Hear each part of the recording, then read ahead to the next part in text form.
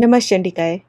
जब भगवान राम भगवती सीता को खोने के बाद बहुत ही निराशा में डूबे हुए लक्ष्मण जी के साथ वन वन भटक रहे थे और उनको कहीं कोई आसरा नहीं दिखाई दे रहा था कि क्या करें। बहुत निराश अवस्था में थे। बोल रहे थे कि कहाँ मैं एक राजकुमार था, फिर सब कुछ छूट गया, वन में आना पड़ा भगवती सीता के साथ। अब सीता भी नहीं रही, मैं क्या करूँ? ना मेरे पास कोई सेना है, ना मेरे पास कोई सहारा है। मैं कैसे जाके उनको ढूंढूं, कहाँ से उनको ढूंढूं? तो तब नारद जी वहाँ पे आए और उनको भगवती दुर्गा का नवरात्र व्रत रखने के लिए कहा। नारद जी ने उनको बोला कि मुझे पता है भगवती सीता का हरण हो गया है और आपको इस वक्त शक्ति की ज़रूरत है, सहारे की ज़रूरत है, और वो आपको भगवती दुर्गा का नवरात्र व्रत रखने को मिलेगी। उन्होंने भगवान राम से कहा कि अब आप इसी अश्विन मास में, तो उन्होंने भगवान राम को अश्विन मास के नवरात्र रखने को कहा था, जो कि हमारे शरद के नवरात्र होते हैं। तो उन्होंने बोला अब आप इसी अश्विन मास में श्रद्धापूर्वक नवरात्र व्रत कीजिए। फिर उन्होंने बताया कि नवरात्र में उपवास तथा जप होम के विधान से किया गया भगवती पूजन समस्त सिद्धियों को प्रदान करने वाला है। तो नवरात्र में जो उन्होंने सबसे ज़रूरी दो चीज़ें बताई थी वो था उपवास करना और जप और होम करना। फिर उन्होंने बोला कि फिर देवी को पवित्र बलि देकर, यहाँ पे पवित्र बलि से आप फल फूल समझिए, भगवती को खीर की भी बलि दी जाती है, भगवती को नींबू की भी बलि दी जाती है, तथा दशांश हवन कर कर, दशांश हवन का मतलब हुआ जो भी आप मंत्र जप कर रहे हैं उसका 10वां भाग आप हवन करके करेंगे। हवन का बहुत शक्तिशाली विधान होता है नवरात्रों में, जप का बहुत शक्तिशाली विधान होता है, हवन का बहुत शक्तिशाली विधान होता है, उपवास का जो आप खाना नहीं खाते हैं, अच्छे से व्रत रखते हैं जो, उसका बहुत महत्व होता है, बहुत शक्तिशाली है ये तीनों चीजें। तो उन्होंने बोला कि देवी को पवित्र बलि देकर तथा दशांश हवन करके आप पूर्ण शक्तिशाली बन जाएंगे। और फिर किसने ये व्रत पहले किया हुआ है? उन्होंने बताया कि पूर्व काल में भगवान विष्णु, शिव, ब्रह्मा तथा स्वर्ग लोक में विराजमान इंद्र ने भी इस व्रत का अनुष्ठान किया है। नवरात्र व्रत की ये महिमा है, ये शक्ति है। फिर नारद जी की बात मानकर जब भगवान राम ने भक्ति पूर्वक नवरात्र का व्रत पूरा किया तो उनसे पूजित होकर, प्रसन्न होकर, ध्यान दीजिएगा, अष्टमी की मध्य रात्रि की बेला में, आपको ध्यान होगा हम लोग संधि पूजा भी करते हैं तो उसमें अष्टमी और नवमी के बीच का समय लेते हैं, जो संधि काल जिसको बोला गया है। इसमें बताया गया है कि अष्टमी की मध्य रात्रि की बेला में भगवती दुर्गा ने सिंह पे सवार होकर भगवान राम को साक्षात दर्शन दिए और उसके बाद उनकी भक्ति से प्रसन्न होकर भगवती ने पर्वत के शिखर पर स्थित होकर लक्ष्मण सहित राम से मेघ के समान गंभीर वाणी में कहा, हे नरोत्तम, देवताओं के अंश से उत्पन्न ये परम शक्तिशाली वानर मेरी शक्ति से संपन्न होकर आपके सहायक होंगे और शेषनाग के अंश स्वरूप आपके ये अनुज लक्ष्मण, अनुज बने भाई, तो लक्ष्मण रावण के पुत्र मेघनाथ का वध करने वाले होंगे।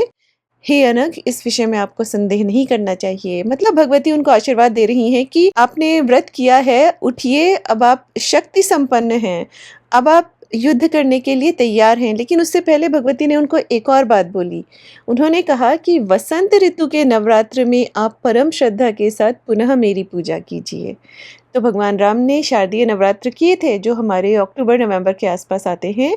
लेकिन फिर जब उनको भगवती ने दर्शन दिए तो भगवती ने उनसे बोला कि अब आप वसंत ऋतु के भी नवरात्र करिए, श्रद्धा के साथ करिए, मेरी पूजा करिए और उसके बाद पापी रावण का वध कर कर आप सुखपूर्वक राज्य कीजिए। और इस तरह से भगवान राम ने जब सब किया, फिर वो बोलती हैं कि हे रघुश्रेष्ठ, इस प्रकार 11,000 वर्षों तक भूतल पर राज्य करके पुनः आप देवलोक के लिए प्रस्थान करेंगे। तो भगवती ने उनको शारदीय नवरात्र में उन्होंने सबसे पहले किया था, भगवती प्रसन्न हुई, लेकिन फिर उन्होंने वसंत का भी नवरात्र करने के लिए बोला था। और जो वसंत के नवरात्र होते हैं यही हमारे चैत्र नवरात्र हैं जो अभी 2-3 दिन में आने वाले हैं। वसंत की ऊर्जा को अगर आप समझना चाहते हैं, वसंत नवरात्र, चैत्र नवरात्र, तो आप इस बात से समझिए कि ये वो शक्ति है हमारे वातावरण में, हमारे ब्रह्मांड में, हमारे आसपास, कि जो एक बीज को भी अगर आप धरती में दबा देते हैं तो वो बीज भी ग्रेविटेशनल फोर्स को डिफाई करके ऊपर उठने लगता है। ग्रेविटेशनल फोर्स उसको नीचे नहीं खींच पाती है, वो ऊपर की तरफ बढ़ता है। ये शक्ति है सृजन की, ये शक्ति है प्रोडक्टिविटी की। तो सोचिए कि इस समय इस शक्ति के आसपास प्रवाहित होते हुए इस समय में अगर आप भगवती के निमित्त व्रत उपवास करते हैं, मंत्र की साधना करते हैं, तो ये कितना फलित होगा, इसका अंदाज़ा आप नहीं लगा सकते हैं। और कोई रीज़न रहा होगा, कोई कारण रहा होगा कि भगवती ने शरद नवरात्र के बाद भगवान राम को बोला कि आप बसंत के नवरात्र फिर से रखिए, श्रद्धा के साथ रखिए और फिर मेरी पूजा करिए, फिर युद्ध के लिए प्रस्थान करिए। तो आपको ये सब जो टाइमलाइन है, चूँकि मैं बहुत सारे पुराण पढ़ रही हूँ, समझ में आ रहा है, तो कहीं-कहीं थोड़ा-थोड़ा अलग-अलग मिलेगी, जिससे आपको लगेगा कि तो टाइमलाइन यहाँ पे कुछ और है, यहाँ पे कुछ और है। लेकिन ये जो पूरा प्रसंग आ रहा है, ये जो पूरी कथा आ रही है, ये आ रही है देवी भागवत पुराण से। तो वहाँ पे जो बताया गया है, जिस तरह से बताया गया है, वो एग्ज़ैक्टली यही है कि भगवान राम ने पहले शरद के नवरात्र किए क्योंकि उनको नारद मुनि ने बोला था। और एक और चीज़ होती है, शरद के जो नवरात्र होते हैं, वो अगर आप ध्यान दें तो उस समय होते हैं जब देवताओं के सोने का समय है, भगवान विष्णु सोए होते हैं उस समय। तो उनको देवताओं को जगा के पूजा की जाती है, जिसको बोधित पूजा बोलते हैं। तो ये आपको पता होना चाहिए कि शरद में जब आप पूजा करते हैं, उसमें आप भगवती को पहले जगाते हैं, तो ये काम नारद मुनि ने किया था भगवान राम के लिए। लेकिन जो बसंत की पूजा होती है, जो बसंत के जो नवरात्र होते हैं, इसमें देवी जागृत हैं इस समय। आपको कुछ करने की ज़रूरत नहीं है, आपको बस उपवास रखना है और जप हवन ज़रूर करिए। आप कोई भी मंत्र लीजिए, हमने बहुत सारे वीडियो बनाए हैं इस बारे में, बहुत इन्फॉर्मेशन अवेलेबल है। हम सभी दुर्गा सप्तशती के बारे में जानते हैं, दुर्गा सप्तशती और नवरात्र का क्या संबंध है, कितनी शक्ति आपको मिलती है दुर्गा सप्तशती के पाठ से। आप पूरा पाठ ना भी कर पाएँ, आप भगवती की सप्तशती, दुर्गा सप्तशती की जो गीता प्रेस की बुक है, आप उसको लाके उसमें से कुछ भी आप रोज़ करना शुरू करें। आप सिद्ध कुंजिका कर लें या आप तांत्रोक्त देवी सूक्तम कर लें, आप देवी अथर्वशीष कर लें या फिर आप सप्तश्लोकी दुर्गा कर लें। आप क्षमा प्रार्थना भी बैठ के रोज़ पढ़ना शुरू करेंगे ना नवरात्र में, तो उससे भी आप एक एनर्जी शिफ्ट आपको अपने आस-पास होता हुआ दिखाई देगा। लेकिन सबसे ज़रूरी होता है बिना आलस के कुछ करना। और ये जो ग्रंथ हैं, जो पुराण हैं, उसमें भी यही लिखा था, उसमें भी नारद मुनि बोल रहे हैं कि आप आलस्य का त्याग कर कर पूजा करिए। हम लोग का मेन प्रॉब्लम यही होता है कि हम लोग करना नहीं चाहते हैं और फिर हम लोग आधे-अधूरे मन से या आधे-अधूरे तरीकों से पूजा करते हैं। पूजा पाठ में फिर भी थोड़ा चल जाता है, लेकिन जब आप जप कर रहे हैं, किसी भी मंत्र का कर रहे हैं, मान लीजिए आपने सोचा मैं नवार्ण मंत्र का जप करूँगा। अब अगर आपको पता है कि उसका पूरा प्रोसेस क्या है, उसके बाद भी अगर आप उसको फ़ॉलो नहीं कर रहे हैं, तो ये आलस है। क्योंकि एक समय होता है जब आपको पता नहीं होता है, तब आप कुछ अगर उस विधान से कर रहे हैं, दैट इज़ वन थिंग। उसके बाद भगवती की कृपा हुई, उन्होंने आपको पूरा विधान अब बता दिया है। उन्होंने बता दिया है कि ये पुरुषचरण होता है, ये लघु अनुष्ठान होता है। लघु अनुष्ठान अगर आप कर रहे हैं, तो भी आपको मिनिमम इतना कुछ करना चाहिए और अगर आप पुरुषचरण करना चाहते हैं, तो फिर तो ये पूरा प्रोसेस है उसका करना चाहिए। लेकिन उसके बाद भी जब हम नहीं करना चाहते हैं, तो ये हमारा आलस ही है। फिर जब हम कंप्लेन करते हैं कि हमारे रिज़ल्ट्स क्यों नहीं आ रहे हैं या हमें उस शक्ति का संचार अपने आस-पास क्यों नहीं दिखाई दे रहा है, तो उसमें we are not in a state और in a position to even complain about it, क्योंकि हमने उसको जिस तरह से करना चाहिए था, उस तरह से तो हमने किया ही नहीं ना। तो मंत्र साधना थोड़ा अलग हो जाती है, भक्ति भाव से की हुई पूजा अलग हो जाती है। अगर आप मंत्र साधना करते हैं, आप छोटा अनुष्ठान लीजिए, आप लघु अनुष्ठान करिए, आप कम करिए, लेकिन उसको नियम के साथ और अच्छे तरीके से करिए। सब विधि-विधान को समझ कर करिए, आवरण पूजा को समझ कर करिए, कवच को करके करिए। बहुत सारे उसके साथ जो रूल्स एंड रेगुलेशंस होते हैं, उसपे बहुत सारे वीडियोज़ हैं, बहुत सारी इन्फॉर्मेशन है। मैंने सारी बुक्स बताई हुई हैं कि कहाँ से आप पढ़ के अपने विधान खुद बना सकते हैं। और लाइब्रेरी है, ये ऑनलाइन लाइब्रेरी है, आपको खरीदनी नहीं पड़ेगी बुक, आप वहाँ से पढ़ के, लेकिन लिखिए उनको, क्योंकि एक तरीका जो मंत्र को सिद्ध करने का होता है, वो होता है लिख-लिख कर। तो जब आपके पास इस तरह के कोई भी मौके आएँ कि नवरात्र आने वाला है या कोई महान पर्व आने वाला है या कोई महाशक्ति का, महाविद्या का कोई जयंती आने वाली है, तो आप उससे पहले आप अपना तंत्र ग्रंथ खोलिए या अपना पुराण खोलिए और आप विधान को लिखना शुरू करिए। लिख-लिख के जब आप एक-एक दिन थोड़ा-थोड़ा करके उस पूरे विधान को फिर आप 5-6 दिन में भी अगर कंप्लीट कर लेते हैं, इतने में भी आपको अपने आस-पास शक्ति का संचार होता दिखाई देने लग जाएगा। और ये मेहनत होती है, यही परिश्रम होता है और ये एक विधान भी होता है मंत्रों को सिद्ध करने का। एक बार लिखना नहीं, फिर उसमें कई बार लिखना होता है, लेकिन just writing it, creating your own विधान, आप अपने विधान जो बनाना शुरू करते हैं और उसके बाद फिर जब आप उसको पुरस्चरण करते हैं या उसका जप करते हैं बैठ के, पूरी तन्मयता के साथ, पूरा ध्यान लगा के, पूरी शक्ति के साथ अपना नियमों का पालन करते हुए, यम नियम। और यम नियम में होता है आपको झूठ नहीं बोलना है बिल्कुल, आपको क्रोध नहीं करना है, आपको किसी का फ़ायदा नहीं उठाना है, आपको स्त्रियों का सम्मान करना है, गुरु का सम्मान करना है, आपको देवता का सम्मान करना है, देवता में विश्वास रखना है, आपको मंत्र में विश्वास रखना है। उसके साथ-साथ लालच नहीं करना है, खाना बहुत ज़्यादा नहीं खाना है, ब्रह्मचर्य का पालन करना है, धरती पर सोना है, मतलब पृथ्वी पर सोना है। पृथ्वी पर नहीं भी सो पाते हैं, कुछ एक जगह रिलैक्स हो जाता है, लेकिन जो बिल्कुल नॉन नेगोशिएबल है, जहाँ पे बिल्कुल नेगोशिएट नहीं किया जा सकता है, वो सब होता है ये जो दुर्गुण होते हैं हमारे अंदर। हम झूठ बोलते हैं, हम क्रोध करते हैं, हम में अहंकार होता है, हम स्त्रियों का सम्मान नहीं करते हैं, हम गुरु का सम्मान नहीं करते हैं, सबको बस ये सोच लेते हैं कि ये हमको प्रोवाइड कराने वाले कोई टूल्स हैं। आप जब मंत्र का आदान-प्रदान होता है, यहाँ शक्ति का आदान-प्रदान हो रहा है, और आदान-प्रदान नहीं, विद्या दी जा रही है आपको, मंत्र की, शक्ति की। अगर आप कहीं पे भी कुछ आपको समझ नहीं आता है, आप अपने विधान खुद बैठकर बनाइए। भगवान को अपना गुरु मानकर बिना किसी से मदद किए आप अपने विधान बनाइए। फिर आप देखेंगे कि भगवान स्वयं आपके गुरु बनकर आपको मदद करने लगेंगे, लेकिन फिर वहाँ भगवान को भी गुरु जैसा सम्मान दीजिए। अगर जैसे मैं मानती हूँ कि भगवान शिव मेरे गुरु हैं, तो मैं दिन-रात उनको उस तरह का सम्मान देती हूँ। बोला गया है गुरु को माता-पिता से भी बढ़कर सम्मान देना चाहिए। अगर आप वैसा कर सकते हैं, आप बैठ के साधना करिए, आपकी साधना में कोई कमी होगी, आपको खुद ब खुद डायरेक्शंस मिलना शुरू हो जाएँगी। आपको माँगने की ज़रूरत ही नहीं पड़ेगी। एक वो क्रेज़ीनेस जैसा जो एक जुनून होता है गुरु के साथ कि हाँ, वो बस मैं उनके लिए अब सब कुछ कर सकता हूँ। आप वो करके तो देखिए एक बार।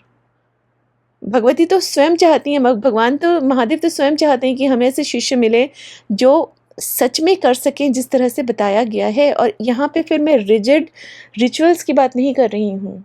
यहाँ पे मैं इंटरनल प्यूरिटी के साथ मंत्र को समझकर, उसकी शक्ति देवता को समझकर, सही उच्चारण के साथ, सही अंगों के साथ, पूरे अंगों के साथ, पूरे विधान के साथ जो उनके विधान हैं, मंत्र की आवरण पूजा, मंत्र का हवन, तर्पण, मार्जन, उससे पहले ध्यान, हर मंत्र का एक सही ध्यान, वो सब करके आप करते हैं, तो इन पर्वों में जो ये नवरात्र के पर्व होते हैं, या महाशिवरात्रि हुआ, या रामनवमी हुआ, या जन्माष्टमी हुआ, जो कि मोहरात्रि भी है, दिवाली वाली रात, ये सब आपको इतनी शक्ति दे देंगे, इतनी ऊर्जा दे देंगे कि उसके बाद फिर आपको कहीं से कुछ करने की ज़रूरत ही नहीं पड़ेगी। करते हमेशा रहना चाहिए। हमेशा अपना, जब तक आपका जीवन है, जीवन की अंतिम साँस तक आपको कुछ ना हो सके तो कम से कम भगवान के नाम, शिव शिव शिव, दुर्गा दुर्गा दुर्गा, राम राम राम, कृष्ण कृष्ण कृष्ण, हरे राम, कुछ भी करते रहिए जो संभव हो आपसे। और अगर मंत्र साधना अगर आप कर सकें, बोला गया है कि जो, जैसे ब्राह्मणों के लिए पहले बोला जाता था, जो गायत्री मंत्र दीक्षित होते थे और जिनको उनका एक रूटीन होता था बिना किसी कामना के, बिल्कुल निष्काम भाव से, वो लोग अपनी दिनचर्या में गायत्री मंत्र का एक सर्टेन क्वांटिटी में जप करते थे कि अगर हमें रोज़ 51 माला करना है तो करना है। और यहाँ पे कोई उनका उद्देश्य नहीं होता था, किसी कामना से प्रेरित होकर वो ये सब नहीं करते थे। वो ये करते थे कि देवता की शक्ति बढ़ाने के लिए, क्योंकि जब हम उनका मंत्र जाप करेंगे, भारी संख्या में करेंगे, तो उनकी शक्ति बढ़ रही है। सब कुछ निष्काम भाव से कर उनको समर्पित कर देंगे तो उनकी शक्ति बढ़ रही है। तो ये आपको अपने जीवन का एक अंग बनाना चाहिए, और कुछ ज़्यादा समय नहीं लगता है। अगर आप नवार्ण मंत्र जैसा भी मंत्र लेंगे, एक माला करने में ज़्यादा से ज़्यादा आपका 3 मिनट लगेगा, 4 मिनट लग जाएगा। आप सोचिए, आप अपने जीवन से क्या 15-20 मिनट नहीं निकाल सकते हैं इतने शक्तिशाली मंत्र का जप करने के लिए, जिससे इसमें समाहित जितने भी देवी देवता हैं सबकी ऊर्जा बढ़े, सबकी शक्ति बढ़े। और अगर आप ये काम नवरात्र जैसे शक्तिशाली समय में करते हैं, वो भी बसंत नवरात्र, जिसको सृजन का समय बोला गया है, शक्ति का समय बोला गया है, तो आप खुद सोचिए कितनी शक्ति आप जनरेट कर रहे हैं, जो आपके एनवायरनमेंट में फिर जा रही है, आपके भीतर जा रही है, आपके परिवार में बस रही है। और फिर इस शक्ति को दुरुपयोग मत करिए अपने छोटे-छोटे रीज़न्स के लिए, पेटी सेल्फिश रीज़न्स के लिए। इस शक्ति का आप सदुपयोग करिए कि आप लोगों के लिए कुछ कर सकें। फिर आपको शक्ति के पास जाने की ज़रूरत नहीं पड़ेगी, शक्ति स्वयं आपके पास आके बैठ जाएँगी। हमको सीकर नहीं बनना है शक्ति का, हमको वेसल बन जाना है कि शक्ति खुद आके बोलें कि हाँ, यहाँ पे मैं स्थापित होके रहना चाहती हूँ। अगर आपने अपने आप को खुद को वैसा बना लिया, फिर आपको कभी किसी के आगे कुछ माँगने की, करने की, आप दूसरों को, जैसा दुर्गा सप्तशती में लिखा है, आप दूसरों को सँभालने वाले बन जाएँगे, आप दूसरों को सहारा देने वाले बन जाएँगे। आपको किसी भी चीज़ की ज़रूरत नहीं पड़ेगी। और सबसे बड़ी बात होती है ये सोचना कि एक उद्देश्य में लग जाना कि भगवती हैं, महादेव हैं, भगवान कृष्ण हैं, भगवान विष्णु, ये लोग कुछ कर रहे हैं ब्रह्मांड में और मुझे इसका एक भाग बनना है। इस भावना से आप उनको अपने जीवन में उतार लीजिए, जीवन में बसा लीजिए। आपको एक-एक दिन आपका इतना सुंदर और इतना शक्तिशाली होगा, जिसको आप, न केवल आप, आपके आस-पास के सारे लोग उसको महसूस करना शुरू कर देंगे।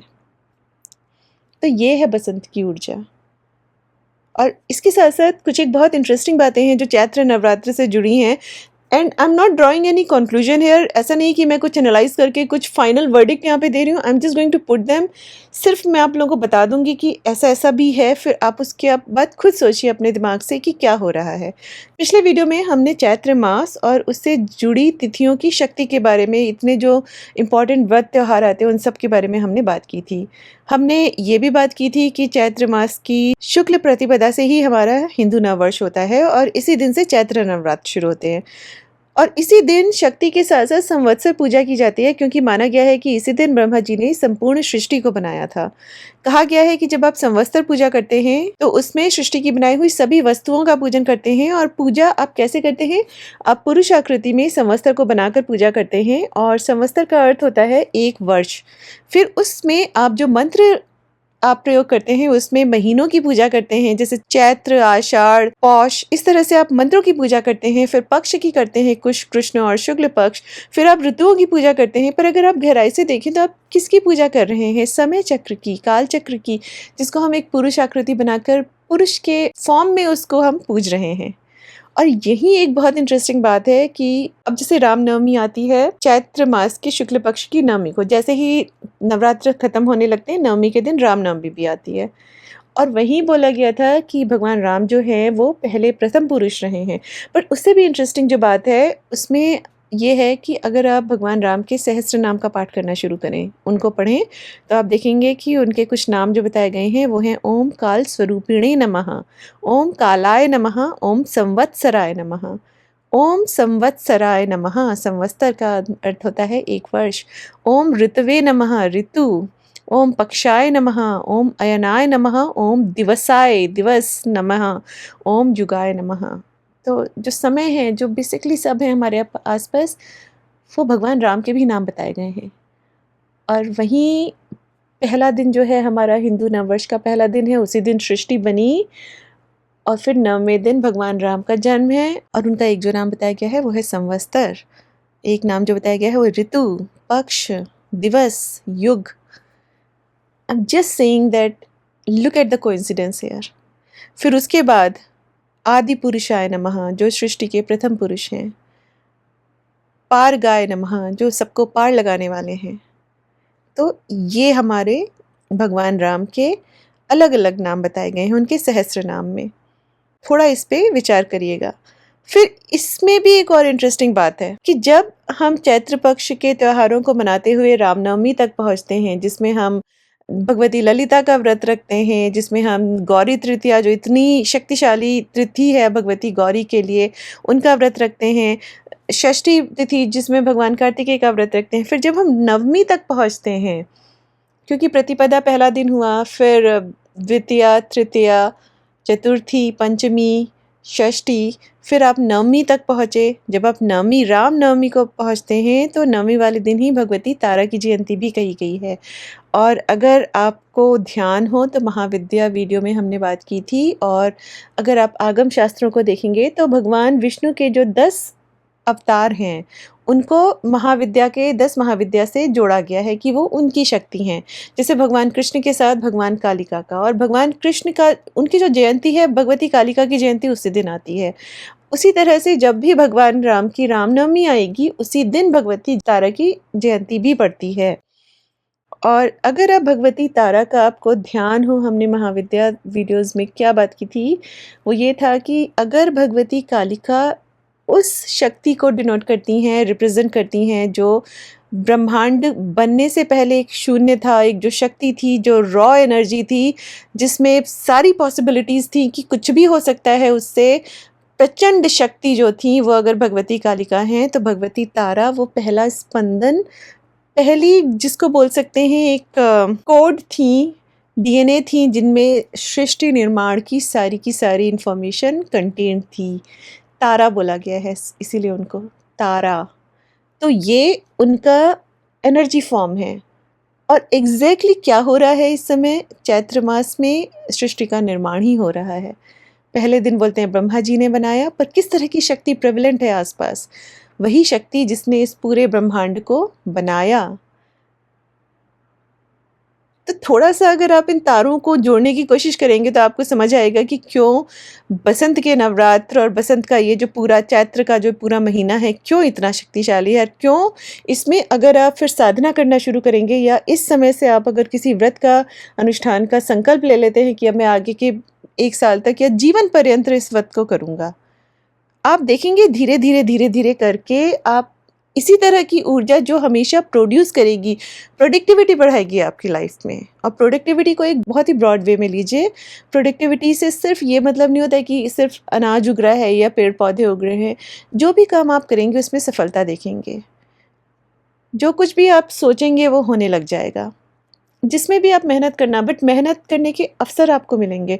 इसका मतलब ये नहीं होता कि आपके पास सब कुछ एकदम से आ जाएगा। आपको अपॉर्च्युनिटीज़ मिलनी शुरू हो जाएंगी, और ये वो समय है जब आप उसके लिए शुरुआत कर सकते हैं। तो ये है बसंत की शक्ति। बेसिकली सृजन की शक्ति है जो ब्रह्मांड में इस समय प्रचंड रूप से प्रवाहित है, बह रही है, और इसी शक्ति के साथ आपको जुड़ना है। नवरात्र में जितनी आप भक्ति के साथ, जितने आप मेहनत के साथ, जितना परिश्रम कर कर, मन लगाकर, ध्यान लगाकर आप इस समय को सदुपयोग कर सकते हैं, फिर ये आपके पूरे साल को डिफाइन करता है। संवत्सर पूजा अपने आप में कही गई है। जब आप उस दिन बैठ के ध्यान से पुरुष आकृति में संवत्सर देवता की पूजा करते हैं, साल को पूछते हैं, महीनों को पूछते हैं, पक्ष को पूछते हैं, दिवस को पूछते हैं, इन सब को आप बेसिकली आप बोल रहे हैं कि जो भी समय है मेरे आसपास, मैं आपको नमन कर रहा हूँ। इसी से बोला गया है कि फिर साल भर आपका अच्छा हो जाता है। लेकिन अगर आपने इस शक्ति को और भी बढ़ाया, नवरात्र के व्रत रखकर, कुछ जप अनुष्ठान कर कर, कुछ भी कर कर, तो आप सोचिए फिर आप इस शक्ति को कितना आगे तक लेके जा रहे हैं। और जहाँ भगवती दुर्गा आ गई, नवरात्र जो हैं बसंत के, वो नव दुर्गा पे ज़्यादा केंद्रित रहते हैं। जो गुप्त नवरात्र होते हैं वो भगवती के 10 महाविद्या के स्वरूप पे ज़्यादा केंद्रित रहते हैं, और प्रकट नवरात्र जो हैं, जो कि शरद नवरात्र और बसंत नवरात्र हैं, वो भगवती के नव दुर्गा स्वरूप पे ज़्यादा केंद्रित रहते हैं। अगर आपने इस समय शक्ति को जागृत कर लिया, बिकॉज शक्ति के बिना कुछ भी संभव नहीं है। भगवान शिव भी शक्ति के साथ ही शिव हैं, नहीं तो हम सब जानते हैं, बहुत बार बोला गया है इसको, शव हैं। तो इसका मतलब ये नहीं कि उनकी वैल्यू कम हो जाती है। बेसिकली बात यहाँ पे ये हो रही है कि अगर आपको कुछ उद्यम करना, ये जो जगत है, संसार है, ब्रह्मांड है, इसके लिए आपको शक्ति चाहिए ही चाहिए। आप शक्ति का तिरस्कार करके देखिए एक बार। क्यों बोला गया है? इसीलिए कि कन्या पूजन करिए, स्त्रियों का आदर सम्मान करिए, क्योंकि शक्ति की बिल्कुल जागृत तस्वीरें हैं वो पृथ्वी पर। अब आप उन्हीं का तिरस्कार करना शुरू करेंगे, उन्हीं को अपमानित करना शुरू करेंगे, उनको खाली ये सोच लेंगे कि हाँ, ये सिर्फ घर का काम करने के लिए हैं, इनकी और कोई उपयोगिता ही नहीं है, और उस तरह से उनको ट्रीट करेंगे, चाहे उन्होंने घर और बाहर दोनों का मोर्चा संभाल रखा हो। तो आप खुद देखिए फिर आप कहाँ जा रहे हैं इससे। उसके बाद आप शक्ति साधना में कितना आप अपना बैठ के आप जप करिए, पाठ करिए, जब तक आप अपने आप को ठीक नहीं करेंगे। खासकर भगवती तारा की साधना के लिए, उनके मंत्रों का अनुष्ठान करने के लिए जो नीचे कंडीशंस लिखी गई है, वो यही लिखा है कि स्त्रियों का तिरस्कार मत करिए, और ये आपको उनके हर मंत्र में करीब करीब मिलेगा। तो क्यों ऐसा बार बार बोला जाता है? इसीलिए बोला जाता है कि हम सबको पता है मंत्र कौन है, हम सबको पता है विधान क्या है, हम सबको पता है क्या साधना करनी है, लेकिन जो ये कंडीशंस होती हैं, हम इनको इग्नोर कर देते हैं। हम सोचते हैं क्या हो जाएगा, हम जैसे हैं हम उस तरह से, हम लोग सोचते हैं कि मेन तो है साधना करना, मंत्र का जप करना, चाहे उसको पूरी तरह से करें या ना करें। लेकिन जब गड़बड़ शुरू होती है, जब प्रॉब्लम शुरू होते हैं, या जब उसका कोई फल नहीं दिखाई देता है, या उसके दुष्परिणाम दिखाई देने लगते हैं, तब आप जाके देखना शुरू करते हैं कि क्या प्रॉब्लम्स, क्या कंडीशंस थी जिनको हमने फुलफिल नहीं किया है। लाइक आई सेड, शक्ति को हम जस्ट बिकॉज हम एक सर्टेन क्वांटिटी में मंत्र जप कर रहे हैं, देयर इज़ नो गारंटी कि शक्ति आज एक चीज़ होती है देवता का ग्रेस, देवता का अनुग्रह। वो जब तक आप उसको नहीं पाएंगे तब तक आप कितना भी परफेक्टली विधि विधान से पूजा करें, आपके अनुष्ठान सफल नहीं हो पाएंगे। वहीं पे अगर आपने एक भोलेपन से एक अपना अहंकार मिटाकर भगवती के शरणागत होकर बिल्कुल बिना किसी को परेशान किए, तंग किए, किसी को यूज़ किए, आप उनकी शरणागत होकर आप उनके प्रचंड से प्रचंड मंत्रों का अनुष्ठान करिए। अटपटे तरीके से भी करेंगे, भगवती स्वयं उसको ठीक कर देंगी। खुद उन उन चीज़ों को, विधानों को आपको समझाना शुरू कर देंगी। खुद आपके सामने वो सब चीज़ें आएंगी जिनको प्रचंड बोला गया है। गुह्य काली, कामकला काली, ये सब उग्र स्वरूप हैं भगवती के, जिनके बारे में आपने सुना भी नहीं होगा और आप अचानक से आप देखेंगे उनके पूरे विधान आपके सामने खुले पड़े हैं। आपको समझ आएंगे, आप कर पाएंगे, आप बैठ पाएंगे, आपको उनके रिजल्ट्स दिखाई देंगे। तो सबसे इम्पोर्टेंट होता है अपना पहले विश्लेषण करके समझना कि हमने गलती कहाँ की है। जब तक आप उसको नहीं सुधारेंगे, मेरे ख्याल से आपको कम से कम मंत्र साधना में नहीं उतरना चाहिए। मंत्र साधना एक अलग ही तरह का डिसिप्लिन और एक अलग ही तरह का कैरेक्टर डिमांड करती है। उसके लिए पहले आप व्रत उपवास कर कर, स्तुति पाठ कर कर, नामावली कर कर अपने आप को तैयार करिए। और तैयार भी करने की ज़रूरत नहीं है, सारी चीज़ें सामने लिखी हुई हैं, उनको बस प्रैक्टिस करना है आपको। यम नियम की लिस्ट बना के जाए तो उसको लगा लीजिए, जैसे हम लोग एग्ज़ाम के लिए जब प्रिपरेशन करते हैं फॉर्मूलाज को लिख के सामने लगा लेते हैं। कुछ नहीं है, सात सात आठ आठ जो हैं, जो चीज़ें बताई गई हैं, आपको डेली अपने आप एक स्क्रीनशॉट लेके अपने मोबाइल में ऐड कर लीजिए। आप उसको रोज़ देखिए यम नियम क्या है। That give me another idea because I was working on one of the applications, so I think I'm going to put that also in this one. So basically what is यम नियम? यम नियम क्या है, आप उसका एक स्क्रीन आप एक कहीं से देखिए, आप उसको एक नोट्स में डालिए, उसको अपना फ़ोटोज़ में सेव कर लीजिए। रोज़ देखिए कि अच्छा आज मैंने ये किया, ये किया। इसी तरह से आप अपनी आदत बनाते हैं, यही आपके संस्कार बन जाते हैं और संस्कार ही आपको अधिकार देता है। आपके संस्कार आपको अधिकार देंगे, आपको पात्र बनाएंगे कि आप किसी मंत्र को कर सकते हैं कि नहीं। और अगर आप में पात्रता है, आपके संस्कार सही हैं, आप में पात्रता है और आप पूरे डिसिप्लिन के साथ उस मंत्र की साधना कर रहे हैं, एक एक मंत्र हमारा प्रचंड है, इतनी शक्ति है हमारे मंत्रों में। आप नवाण मंत्र ही लेके आप उसको करना शुरू कर देंगे अपना पूरी ज़िंदगी भर। देखिए उसमें तीनों चीज़ें बताई गई हैं, विद्या, ऐश्वर्य, साहस, महाकालिका, महालक्ष्मी, महासरस्वती, और सब देवता हैं, सब ग्रह उनके कंट्रोल में है। भगवती दुर्गा के अंदर, मतलब शूलिनी दुर्गा को आप देखिए, वन दुर्गा को आप देखिए, कितने सारे जो उनका बोला गया है ग्रह नक्षत्र जो शूद्र बाधा होती हैं और ये सब होते हैं, मिनटों में उनका, मतलब मिनटों में क्या, एक उनकी दृष्टि उठेगी आपके सामने और आपकी सब बाधाएं खत्म हो जाएंगी।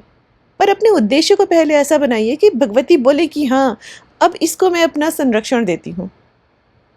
आप अपना उद्देश्य बड़ा बनाएंगे जिसमें आप दूसरों की मदद करने के लिए आपने बोल दिया कि हाँ मैं, मेरा जीवन ठीक है, मैं अपने काम भी करूँगा बट साथ साथ मैं ये काम भी करूँगा समाज के लिए, मनुष्य जाति के लिए। आप मनुष्यता पे विश्वास करिए और उसके बाद आप देखिए तो भगवती स्वयं अपनी पूरी शक्ति आपको देना शुरू कर देंगी। तो शक्ति हमारे आसपास है। चैत्र नवरात्र में शक्ति बहुत प्रबल है और हमको कोशिश करनी चाहिए कि इन शक्तिशाली क्षणों में हम भगवती के निमित्त जितना बन सके उतना करें, उनकी शक्ति को बढ़ाएं, वृद्धि करें उनकी शक्ति में, ना कि अपनी प्रॉब्लम्स लेके उनके सामने बैठ जाएं। सबसे बड़ी बात, शक्ति अगर आप साधना करने चाहते हैं तो हमको रोना बंद करना पड़ेगा कि अब ये हो गया, वो हो गया, ये नहीं हो रहा है। हम सबके लाइफ में कोई ना कोई प्रॉब्लम चल रहा है, हम लोग ये सोचें कि हम तो फिर भी शांति से घर में बैठे हुए। आप ये सोचिए कितने लोग हैं जो रोज़ सुबह, जिनको ये नहीं पता होता है कि शाम तक हम बचेंगे कि नहीं बचेंगे, हमारे पास खाना होगा कि नहीं होगा। आप उन लोगों को सोचिए। तो रोना धोना बिल्कुल बंद करके आप शक्ति को बढ़ाइए, शक्ति की साधना करिए। आप देखेंगे वो शक्ति आपका उद्धार करती है, आपके साथ साथ वो आपसे लोगों का उद्धार करवाती हैं। यही जो है पूरी फलश्रुति, अगर आप भगवती दुर्गा की सप्तशती की अगर आप देखेंगे तो पूरी फलश्रुति में का सार यही है कि उनकी शरण में जाने वाले फिर दूसरों को शरण देने वाले बन जाते हैं। पर बिल्कुल आप यहाँ पे, आपको रोना धोना नहीं है उनके सामने, उनको बोलना है भगवती आप मुझे टेस्ट करो, आप मुझे चैलेंजेस दो, आप मुझे बताओ क्या करना है, मैं करूँगा। तो पूरा उस दृढ़ निश्चय के साथ बिल्कुल वीर भाव से आपको उनके सामने जाना है कि ठीक है अब जो होगा सो मैं देखूँगा। इस नवरात्र में अगर आपने अच्छे से कुछ कर लिया तो इसकी इतनी शक्ति है कि फिर वो आपके साथ महीनों महीनों सालों सालों बनी रहेगी, और न केवल आपके साथ, आपके पूरे वातावरण में वो होगी। एक अद्भुत तेज आ जाएगा आपके अंदर, क्योंकि इन जनरल एक प्रोडक्टिविटी है, उसकी शक्ति है जो एनवायरनमेंट में है, उसके साथ साथ आप साधना भी किसकी कर रहे हैं? भगवती दुर्गा की, आदि शक्ति की। अब उनसे बड़ा कोई है? उन्हीं की शक्ति से तो ये विश्व चल रहा है। उसी शक्ति को आप साध रहे हैं, और साध नहीं रहे हैं, उस शक्ति की वृद्धि कर रहे हैं। तो उसके लिए 2 चीज़ें इंपॉर्टेंट होती हैं, मंत्र साधना, हवन करना और ध्यान लगा के। बिल्कुल ऐसा नहीं कि बिल्कुल 10 लोग बैठे हैं और बस किसी तरह एक बोझ बना के उसका एक हो गया कि किसी तरह मुझे 11 माला कंप्लीट। एक तो कैलकुलेशंस बंद करिए बिल्कुल, कि कैलकुलेट करके हर चीज़ करनी है। सब चीज़ें कैलकुलेट करके नहीं होती हैं, खासकर मंत्र साधना, कि मैंने इतने कर लिए तो अब मेरा ये हो गया। नहीं होता इस तरह से। आप रिजल्ट्स को एनालाइज करके खुद देखिए कि क्या हो रहा है ऐसे। अगर होना होता तो अब तक सबका हो चुका होता। यहाँ होता है कि कंसंट्रेशन से, आप कंसंट्रेशन के साथ आपका अगर बिल्कुल आंखें बंद करिए, दिमाग अगर आपका सीधे ऊपर ब्रह्मांड में कहीं तो एक शक्ति उससे कनेक्ट अगर हो पा रहा है, just do this, close your eyes. एकदम सोचिए, अपने उंगलियों को चाहे तो आप अपने सिर के बिल्कुल बीच में रखिए और सोचिए कि मैं हूँ यहाँ पे। ध्यान कैसे लगता है? ध्यान इसी तरह से लगता है, आप अपने आसपास का सारा नॉइज़ जो है उसको कट ऑफ करना शुरू कर देते हैं। फिर उसके बाद आप आंखें बंद करे करे ही भगवती का जो ध्यान बताया गया है, और इसके लिए प्रिपरेशंस आपको पहले से करनी पड़ेंगी। ऐसा नहीं होता है कि आपको एक पेपर मिल गया, डॉक्यूमेंट, जो आप बस जिस दिन नवरात्रि शुरू हुआ उस दिन आप बैठे उस पेपर को लेके फिर आपने शुरू किया। ऐसा नहीं होता। इसीलिए मैं आप लोगों को एनकरेज करती हूँ कि अपने विधान बनाना शुरू करिए। जब आप ध्यान को लिखेंगे हिंदी में तो फिर आप उसको इमेजिन भी करेंगे। जब आप मंत्रों को हिंदी में लिखेंगे, संस्कृत में लिखेंगे, आप उस मंत्रों को मन में बोलेंगे भी। एंड इट्स वेरी इंपॉर्टेंट कि वो जो झनकार है, वो जो एक बिल्कुल एक वाइब्रेट होके आ रही है मंत्र की जो ध्वनि सी अंदर से जो हो रही है, वो अंदर आपको गुंजा दे बिल्कुल। मंत्र सुन के नहीं हो पाते हैं। सुनने के लिए स्तुति, स्तोत्र, कथाएं उस तरह से होती हैं। जब आपको मंत्र साधना करनी है, आंखें बंद करिए, उस मंत्र को अपने मस्तिष्क से अपने पूरे शरीर में गुंजा दीजिए। उस तरह से आप मंत्र जप करते हैं। किसी को अगर आप मंत्र जप करते हुए सुन रहे हैं, तो यहाँ पे आप उसको सुन रहे हैं खाली। वो किस तरह से आपके शरीर में प्रवेश कर कर आपको क्या उसका इफ़ेक्ट हो रहा है, it's debatable again. It could be 100 or it could be very close to the bottom line, because it all depends on कि आपका concentration उस ध्वनि के साथ कितना, अब उस मंत्र के साथ कितना बैठा हुआ है।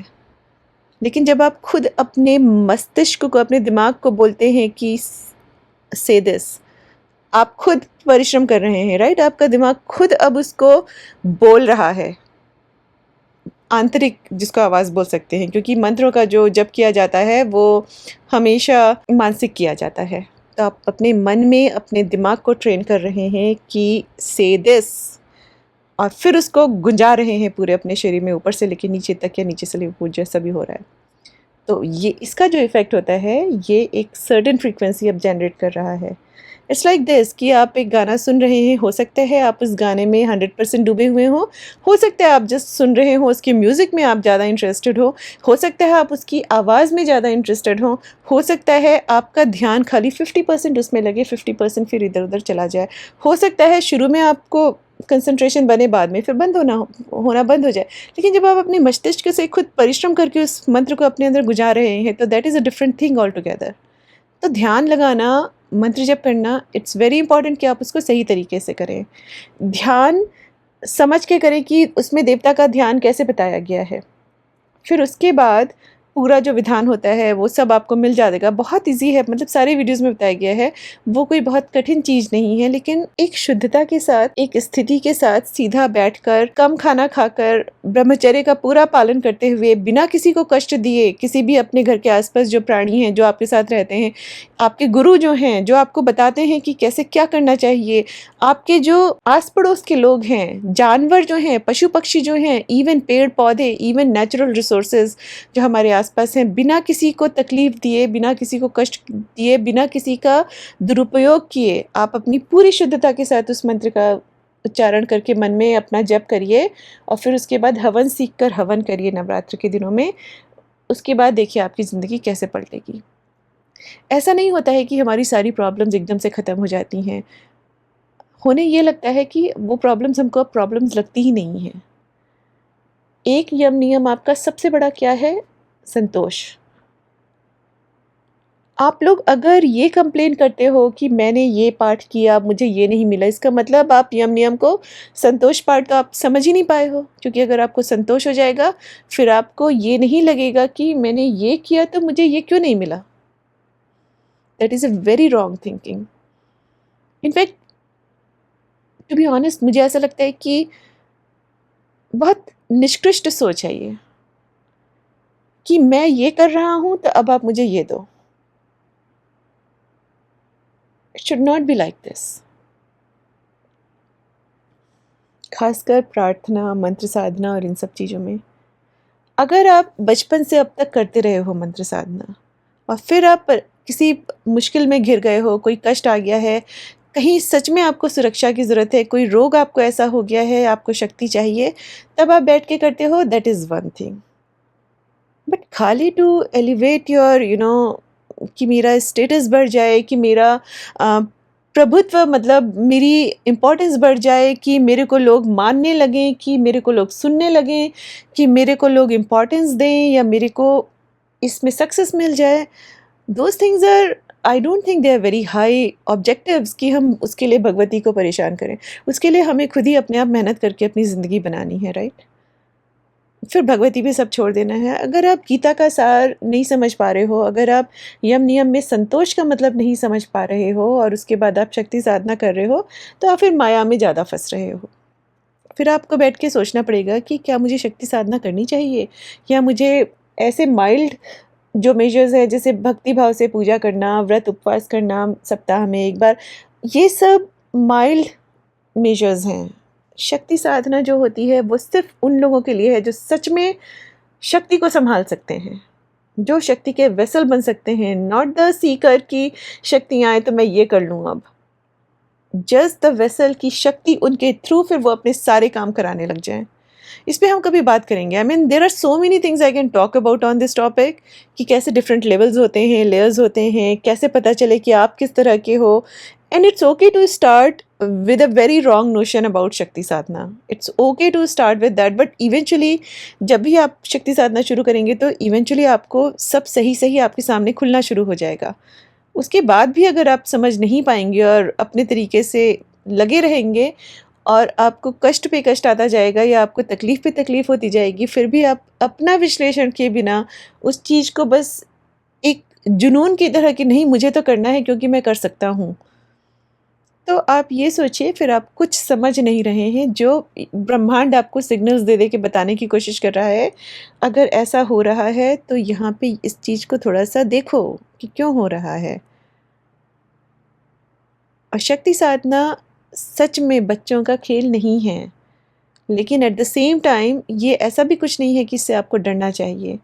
ये खाली आपको डिसिप्लिन से रहना, इंटरनल प्योरिटी के साथ रहना और सेल्फलेस होके रहना लाइफ में, विद पोलाइटनेस, विद एक बिना किसी को यूज़ किए लाइफ में, इन सब चीज़ों के साथ रहना सिखाता है, संतोष सिखाता है आपको लाइफ में, हिंसा ना करना सिखाता है। और सिर्फ मनुष्यों के लिए नहीं है हिंसा, मतलब अपने वातावरण में भी हिंसा मत करिए। पेड़ों को काटना, बिजली को बिना मतलब यूज़ करना जहाँ ज़रूरत भी नहीं है, अपने घर में जो आपके जो सर्वेंट्स हैं उनको ठीक से ट्रीट नहीं करना, उनको समझना भी नहीं कि वो इंसान है। And I am so happy कि मेरे को कम से कम मुझे ना कभी नौकर रखने मेरे को कभी सर्वेंट्स रखना अच्छा नहीं लगा है। मुझे इनफैक्ट सर्वेंट वर्ड ही नहीं अच्छा लगता है, और ना कभी मुझे लगता है मैं किसी को डिक्टेट कर सकती हूँ कि तुम अब ये काम करो, तुम अब ये काम करो। मुझे अच्छा लगता है मैं अपने काम, सब काम खुद करूँ। तो जब आप सब लोगों को एक आदर सम्मान देंगे, बिकॉज़ जो भी कोई कुछ काम कर रहा है, हर काम में शक्ति का ही एक स्वरूप है। तो सबको सम्मान दीजिए, अपने वातावरण को सम्मान दीजिए, अपने नेचुरल रिसोर्सेज़ को सम्मान दीजिए। वेजिटेरियन होइए, वेजिटेरियन होना बहुत ज़रूरी होता है, क्योंकि ठीक है आप कर सकते हैं, लेकिन जब आप हाईएस्ट फॉर्म में जाते हैं शक्ति साधना में, कहीं पे भी इसको सपोर्ट नहीं किया गया है कि आप नॉन-वेज खाइए। कहीं पे भी सपोर्ट नहीं किया। इनफैक्ट नवरात्र में लोग छोड़ भी देते हैं, मतलब नॉन-वेज तो छोड़ ही देते हैं, एग छोड़ देते हैं, उसके साथ-साथ लहसुन प्याज भी छोड़ देते हैं। So that is one thing. फिर बहुत सी बातें हैं इस व्रत के बारे में बताया गया है। ये सब मैं आपको देवी भागवत पुराण से बता रही हूँ कि किसने-किसने ये व्रत किया था और उनको क्या-क्या मिला था। लेकिन बेसिकली हर देवी-देवता ने इस तरह के व्रत किए हैं, और कहा गया है कि ये भगवती आदिशक्ति, जो भगवती जगदम्बा के स्वरूप में दिखाई देती हैं, इनको जानकर प्राणी संसार बंधन से मुक्त हो जाता है। और अगर आप सिर्फ़ इसी चीज़ से बंधे रहेंगे कि मैंने ये किया, मुझे ये मिले, या मैं इससे कैसे फ़ायदा निकाल लूँ, या उससे कैसे अपना मतलब साध लूँ कि ठीक है मेरा काम तो हो गया, अब मैं क्यों परवाह करूँ, इस तरह की चीज़ें, तो आप संसार में ही फँसे हो, बल्कि गंदे तरीके से फँसे हुए हो। अगर आप सच में भगवती को समझ पाएँगे, आदिशक्ति को समझ पाएँगे, तो फिर आप इन सब चीज़ों से बहुत ऊपर उठ जाएँगे, और मोक्ष मिल जाएगा आपको, बल्कि अगर आप सच में उनके साथ जुड़ पाए तो। उनको कहा गया है विद्या स्वरूपा, वेदों की आदि कारण, वेदों को प्रकट करने वाली उन परमा भगवती को अवश्य जानना चाहिए। फिर ये भी उनके बारे में बताया गया है कि ब्रह्मादि देवताओं ने गुण कर्म के विधानानुसार उनके असंख्य नाम बताए हैं। मैं आपको कहाँ तक बताऊं? हे रघुनंदन, नारद मुनि भगवान राम को बता रहे हैं, हे रघुनंदन, अकार से लेके, मतलब अवर्ण से लेकर क्ष पर्यंत सभी स्वरों तथा वर्णों के संयोग से जो उनके असंख्य नाम बनते हैं। कैसे बताऊँ मैं आपको? तभी तो भगवती मंत्र स्वरूपा हैं। इसीलिए मैं बोलती हूँ, मंत्र साधना जब आप करना शुरू करें तो उसके लिए पहले अपने आप को तैयार करके करें। इट्स लाइक दिस, इमेजिन करिए कि आप एक छोटे से बच्चे हैं और अचानक से 100 किलो की भारी तलवार आपके हाथ में दे दी गई है। अब आप क्या करेंगे? अब उस तलवार से अगर आप सक्षम हो, तो आप न केवल अपने सामने खड़े शत्रु को बिल्कुल उसको नष्ट कर सकते हैं, अपनी रक्षा कर सकते हैं, अपने गांव परिवार की, अपने क्षेत्र की, अपने देश की, मानव जाति की रक्षा कर सकते हैं। लेकिन वहीं अगर आपसे वो तलवार संभाल ही ना रहा हो और कहीं वो पलट के आपके ऊपर ही गिर जाए, तो सबसे ज़रूरी होता है कि पहले आप अपने आप को सक्षम बना लें शक्ति साधना के लिए। लेकिन जो मंत्र हैं हमारे, वो भगवती स्वरूपा ही हैं, क्योंकि इसके बारे में हमने बात की थी कि कैसे वाइब्रेशंस, साउंड, फ्रीक्वेंसीज़, एनर्जीज़, उनकी फ्रीक्वेंसी कैसे मंत्र साधना उनसे आपको कनेक्ट करती है, कैसे एनर्जी जनरेट होती है, फिर वो आपके अंदर फ्लो करती है, आपके एनवायरनमेंट में फ्लो करती है एंड ऑल दैट। सो जो देवी भागवत पुराण में बताया गया है, वो एग्ज़ैक्टली वही बोल रहे हैं नारद मुनि की, अकार से लेके क्ष पर्यंत सभी स्वरों तथा वर्णों के संयोग से उनके असंख्य नाम बनते हैं, वही उनके मंत्र भी हो जाते हैं। फिर वो बताते हैं कि उनकी पूजा कैसे करनी चाहिए। कुछ भी नहीं है, आप एक भूमि पर या कहीं पे भी पीठासन बनाकर आप भगवती जगदम्बिका की स्थापना करिए वहाँ पे, और फिर 9 दिन का उपवास। उपवास इज़ द मेन थिंग। आप अगर मंत्र साधना नहीं भी कर पा रहे हो, आप उनका रोज़ चालीसा पढ़ो, दिया जलाओ सुबह और शाम, उपवास करो और कठिन व्रत कर लो थोड़ा-सा। अगर कर सको तो सिर्फ़ एक समय फल पे खाइए, सिर्फ़ फल खा के रहिए। मैंने एक बार वाटर फास्टिंग की थी, 2-3 बार की है, and I am really trying to do it again, क्योंकि वो जो एक्सपीरियंस था वो इतना इंटेंस था। वाटर फास्टिंग के साथ नवरात्र का व्रत, भगवती का ध्यान, उनके साथ बैठना, तब मुझे मंत्र वगैरह मैं इतना नहीं करती थी, दुर्गा सप्तशती का पाठ करती थी। तो दुर्गा सप्तशती खोल के सप्तश्लोक की, तंत्रोक्त देवी सूक्तम, क्षमा प्रार्थना, मैं आपको बता नहीं सकती हूँ कितना शक्तिशाली अनुभव था ये। और अगर मैं देखना शुरू करूँ तो उसके बाद से ही जीवन में बहुत सारे चेंजेस आए हैं। एक झटके में जो भी कुछ गलत था सब निकल गया ज़िंदगी से। उसके लिए तैयार रहिए आप। क्योंकि शक्ति साधना, मैंने हमेशा बोला है, सबसे पहले आपको शुद्ध कर देगी। अगर सच में आप अभिलाषी हैं शक्ति के, तो अपने आप को चेंज करने के लिए तैयार रहिए। संतोष सबसे पहले, रोना-धोना बंद करना कि मेरे साथ ये नहीं हो रहा है, मेरे साथ वो नहीं हो रहा है। थोड़ा अपने अंदर एक वीरता का भाव लाइए, ठीक है नहीं हो रहा है तो मैं ये करूँगा, अब वो नहीं हो रहा है तो उसको करूँगा। यहाँ नहीं काम कर रहा है तो मैं अपना स्किल सेट इंक्रीज़ करके अब ये सब काम करूँगा। मेनली हमारी प्रॉब्लम्स क्या होती हैं कि हम अपने घर-परिवार में जुटे रहते हैं कि कैसे हम ज़्यादा से ज़्यादा धन कमाएँ, कैसे हम ज़्यादा से ज़्यादा चीज़ें करें, या कैसे हमें लोग ज़्यादा मान-सम्मान दें, या कैसे हमारे आस-पास के सब लोग हमको मानने लग जाएँ, या हमारे पास रोग ना रहे। रोग के लिए मैं हमेशा बोलती हूँ ठीक है, भगवती से माँगना चाहिए। रोग पे आपका बस नहीं है। ग्रह नक्षत्र की प्रॉब्लम है, भगवती शरण चाहिए। लेकिन बाकी सब चीज़ें तो अपनी मेहनत से आप कर सकते हैं ना, अपनी मेहनत से हम जुटा सकते हैं। उनके लिए हम क्यों भगवती के पास जाएँ? बल्कि हमें उनको बोलना चाहिए, हम आपकी भी शक्ति को बढ़ाएँगे ताकि आप और भी शक्ति के साथ आप जो कर रहे हो उसके साथ करते रहो। वो हमारा उद्देश्य होना चाहिए। फिर देखिए अब भगवती आपको कहाँ से कहाँ पहुँचा देती हैं। फिर उपवास ज़रूर करिए और मंत्र जप ज़रूर करिए, और दुर्गा सप्तशती का अगर पाठ कर सकते हैं, उससे सुंदर कुछ है ही नहीं। और ये सब बहुत डिटेल में बहुत सारे वीडियोज़ में कवर किया गया है। So I am not going to talk about all those things. फिर उसके बाद आता है कि भगवती के साथ-साथ आप और क्या कर सकते हैं। हमने बात की थी कि बसंत के नवरात्र को राम नवरात्र भी बोला जाता है, क्योंकि राम नवमी में एंड होते हैं। प्रथम प्रतिपदा से शुरू होके राम नवमी, तो 9 दिन हो गए, राम नवरात्र भी बोले जाते हैं। इसमें लोग रामचरितमानस का भी पाठ करते हैं। यहाँ पे मैं थोड़ा-सा आपको राम नाम के बारे में बताना चाहती हूँ, जो मुझे अभी पता चला है। मुझे हमेशा से राम नाम बहुत बहुत स एक ना शांति सी आती है। जैसे भगवती की शक्ति की जब मैं साधना करती हूँ, तो एक अलग तरह का एक्साइटमेंट और एक अलग तरह की ऊर्जा आती है कि और क्या ना कर दें। जो भी काम कर रहे हैं उसमें और भी कुछ करने का मन करता है। भगवान राम का नाम सुनते ही या उनको मन में सोचते ही एक शांति सी चारों तरफ फैलने लग जाती है। एक जैसे कोई बिल्कुल आपके आस-पास ठंडी हवा चल रही है, और आपने वो सुना होगा, राम सिया राम, सिया राम, सिया राम। तो ये जो है ना, मुझे ये नहीं पता था बहुत सारी चीज़ें राम नाम से संबंधित जो मुझे अभी पता चल रही हैं, और वो भी इसलिए पता चल रही हैं क्योंकि I am working on a project, जो अगर पूरा हो जाता है तो I am going to share real soon. लेकिन जो चीज़ें मुझे पता चली हैं वो एग्ज़ैक्टली ये हैं कि राम नाम को तारक मंत्र कहा गया है, सिर्फ राम नाम को। तो ये बात जो है स्कंद पुराण से आ रही है। उसमें बता रहे हैं कि राम, इन 2 अक्षर वाले नाम का उपदेश दिया गया है, जो वेद से भी अधिक शुभकारक है। उपदेश देकर इस प्रकार कहते हैं, भगवान विष्णु का एक-एक नाम भी संपूर्ण वेदों से अधिक महत्वशाली माना गया है।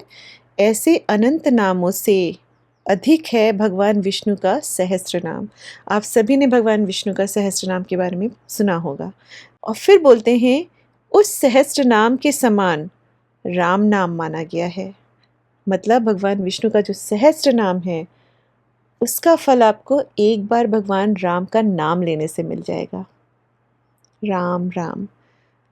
तो वो व्याध को बता रहे हैं, ये कथा सुना रहे हैं, और वो बोलते हैं कि हे व्याध, इसलिए तुम निरंतर राम नाम का जप करो और मृत्यु पर्यंत मेरे बताए हुए धर्मों का पालन करते रहो, और इस धर्म के प्रभाव से तुम्हारा वाल्मीकि ऋषि के घर जन्म होगा और तुम इस पृथ्वी पर वाल्मीकि नाम से प्रसिद्ध हो जाओगे।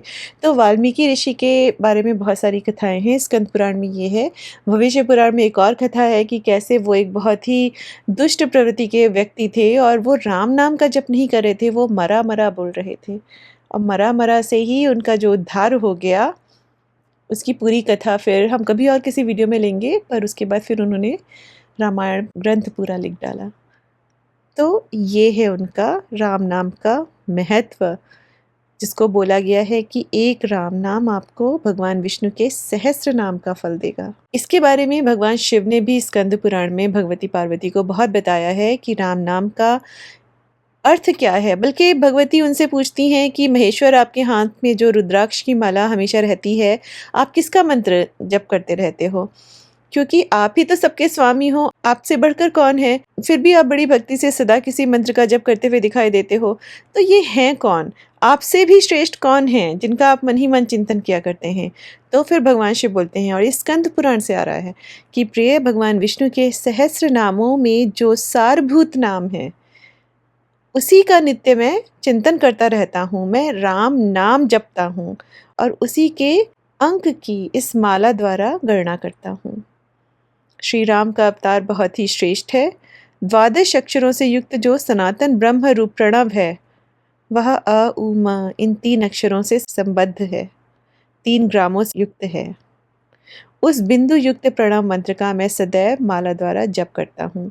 यह संपूर्ण वेदों का सारभूत है। नित्य अक्षर निर्मल अमृत शांत तद्गूप अमृतुल्य कलातीत संपूर्ण जगत का आधार, मध्य और कोटि कोटि ब्राह्मणों का बीज है। इसको जानकर मनुष्य शीघ्र ही घोर संसार बंधन से मुक्त हो जाते हैं। ओमकार सहित जो द्वादशाक्षर बीज है, उसका जप करने वाले मनुष्यों के लिए वह कोटि कोटि पापों का दाह करने वाला दावानल बन जाता है। और द्वादशाक्षर मंत्र कौन सा है? ओम नमो भगवते वासुदेवाय।